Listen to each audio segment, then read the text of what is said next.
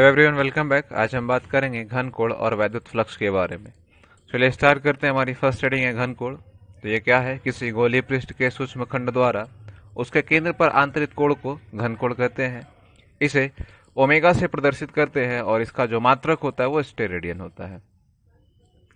अब क्या है कि हम एक गोले के बारे में यहाँ पर डिस्कस करेंगे। तो ये हमारा एक गोला है जिसकी रेडियस r है और इसके सेंटर O पर जो एंगल मेजर करना है घन कोण का, वो एक छोटे से आर्बिट्रेरी सरफेस की वजह से निकालना है। तो छोटे से सरफेस की वजह से जो घन कोण आएगा उसको डी ओमेगा से दिखाएंगे। तो ये क्या है कि यदि गोली पृष्ठ की त्रिज्या आर हो तब उसके पृष्ठ के डी ए क्षेत्रफल वाले सूक्ष्म खंड द्वारा केंद्र पर आंतरिक घन कोण d omega equal to d a by r square होगा।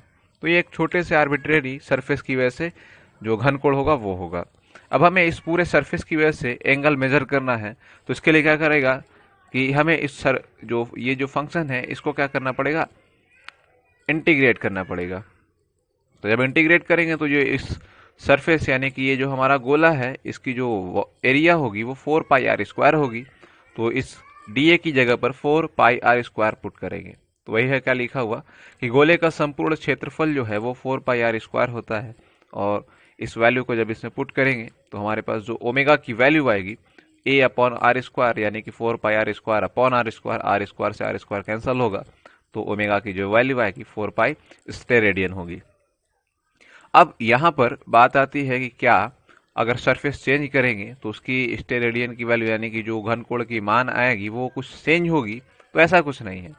तो अगर हमारे पास जैसा भी सरफेस हो, सरफेस चाहे जैसा हो, ये गोल हो सकता है या फिर एक क्यूब भी हो सकता है, यानी कि अगर हम एक ऐसा आर्बिट्रेरी सरफेस ले लिए तो इसकी वजह से भी जो एंगल मेजर होगा इसके लिए घन कोण का मान भी हमेशा 4 पाई ही होगा। यानी कि ये फिक्स वैल्यू है कि घन कोण का जो वैल्यू होगी किसी भी सरफेस के द्वारा वो क्या होगी, 4 पाई ही होगी। और जैसे अगर सिंपल भाषा में बात करें तो कोण क्या होता है, तो कोण जो है दो रेखाओं के बीच का झुकाव होता है, यानी कि वही कोण कहलाता है थीटा। तो अब ये जो घन कोण है, घन कोण की जो बात कर रहे हैं हम, घन कोण जो है 3 डायमेंशनल एंगल है। यानी किसी वस्तु के द्वारा उस किसी एक पॉइंट पर जो कोण होता है उसी कोण को घन कोण कहते हैं। यानी कि जो घन कोण होता है एक 3 डायमेंशनल एंगल मेजर करता है और इसकी वैल्यू हमेशा 4 पाई होती है। तो यही पॉइंट लिखा गया है कि घन कोण की जो वैल्यू होती है वो क्या होता है, हमेशा घन कोण की जो वैल्यू होती है वो हमेशा कितनी होगी, 4 पाई। तो ये घन कोण की जो वैल्यू होती है किसी भी आकृति के लिए वो कितना होता है, 4 पाई। चलिए अगली हेडिंग देखते हैं, वैद्युत फ्लक्स। तो वैद्युत फ्लक्स क्या है? वैद्युत क्षेत्र में स्थित किसी काल्पनिक पृष्ठ से होकर गुजरने वाली वैद्युत बल रेखाओं की संख्या को वैद्युत फ्लक्स कहते हैं। इसे फाई ई से प्रदर्शित करते हैं। अब क्या है ये वैद्युत फ्लक्स? चलिए इसको एक बार समझते हैं अच्छे से कि वैद्युत फ्लक्स क्या है। तो हमारे पास यहाँ पर एक वैद्युत फील्ड लाइन है। अब ये फील्ड लाइन है बहुत सारी, ये हम फील्ड लाइन ले लिए, यही जो लाइन है कॉपी की इसी को फील्ड लाइन बोल रहा है।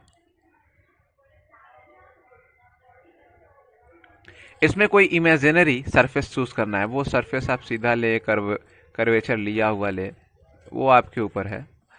अब ये क्या है कि ये इस वैद्युत क्षेत्र में स्थित एक काल्पनिक सरफेस हमने ले लिया है।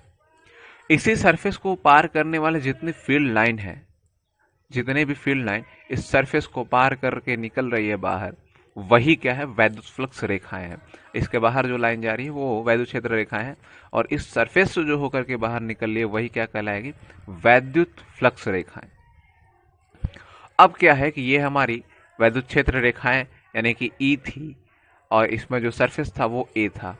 तो अगर ये हमारी फील्ड लाइन थी और इनके बीच का जो एंगल था, ये जो एरिया लिया गया है इसमें, अगर ये क्या करे, एरिया और इलेक्ट्रिक फील्ड दोनों में कुछ एंगल हो यानी कि दोनों का झुकाव हो।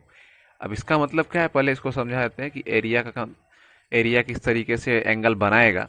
तो ये हमारे पास एक क्यूब लिया गया है और हर एक क्यूब का एक सरफेस है, यानी कि इसमें 6 फेस है, एक अपवर्ड, डाउनवर्ड, राइट, लेफ्ट और एक फ्रंट होगा, एक बैक होगा। ये साइड जो है राइट साइड की तरफ देख रहा है, ये अपवर्ड देख रहा है, ये डाउनवर्ड, और ये लेफ्ट साइड में देख रहा है। और एक जो है आगे की ओर ऊपर की ओर देखेगा, और एक क्या है नीचे की ओर देखेगा। तो ये क्या है, इसकी इस सरफेस की जो है एरिया जो है ये राइट साइड है। अब क्या है कि अगर इलेक्ट्रिक फील्ड इससे पास कर रही है, मान लीजिए इलेक्ट्रिक फील्ड इसमें ऐसे है, ऐसे इलेक्ट्रिक फील्ड पास करे, तो ये क्या करेगा, इसके साथ कुछ एंगल मेजर करेगा, कुछ एंगल बनाएगा। अब क्या है कि ये जो इलेक्ट्रिक फील्ड है इस सरफेस के परपेंडिकुलर हमेशा लेंगे फ्लक्स के लिए। तो ये क्या होगा, अगर ये इसके साथ थीटा कोण बनाया हुआ है तो इसके साथ जो एंगल लिया हुआ थीटा, तो इसके जो परपेंडिकुलर वैद्युत क्षेत्र रेखाएं होंगी वो होगी ई कॉस थीटा। तो कहने का ये मतलब है कि ये जो क्षेत्रफल था और इलेक्ट्रिक फील्ड, अगर इसके बीच में इनका झुकाव थीटा हो, तो जो फील्ड लाइन इसके परपेंडिकुलर निकलेगी सरफेस के वो ई कॉस थीटा होगी।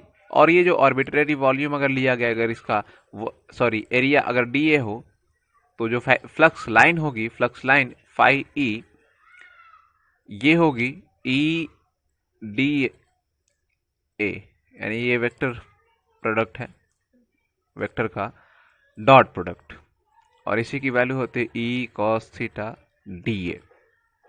ये फाई ई है और ये फ्लक्स रेखाओं की संख्या है, इसी को हम लोग फाई ई यानी वैद्युत फ्लक्स रेखाएं कहते हैं।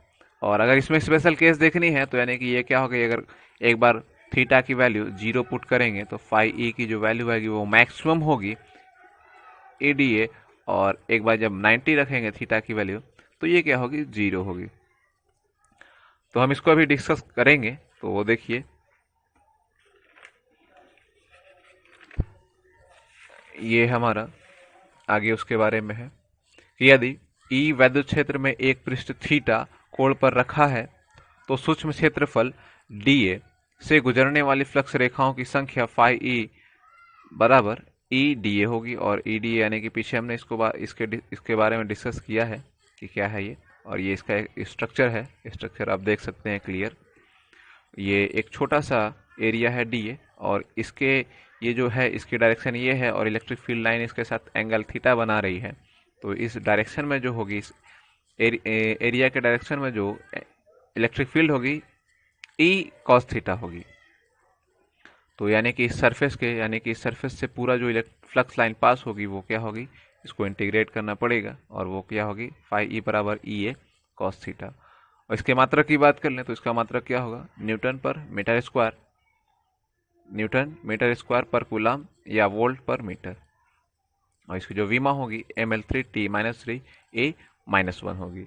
इसके स्पेशल केस की अगर बात करें तो ये हमारा स्पेशल केस है इसकी, यदि पृष्ठ वैद्युत क्षेत्र के लंबवत स्थित हो तब वैद्युत क्षेत्र की तीव्रता ई व क्षेत्रफल सदिश ई वैद्युत क्षेत्रफल सदिश ए के बीच का जो कोण होगा वो 0 अंश हो जाएगा। वो कैसे, देखिए ये हमारी इलेक्ट्रिक फील्ड लाइन है और इसमें जो सरफेस रखा गया परपेंडिकुलर है, इसके परपेंडिकुलर सरफेस रखा हुआ, तो ये जो सरफेस रखा हुआ है ये सरफेस देख किधर रहा है, तो ये जो है इलेक्ट्रिक फील्ड के डायरेक्शन में देख रहा है, और इनके बीच जो एंगल होगा वो क्या होगा, 0 होगा।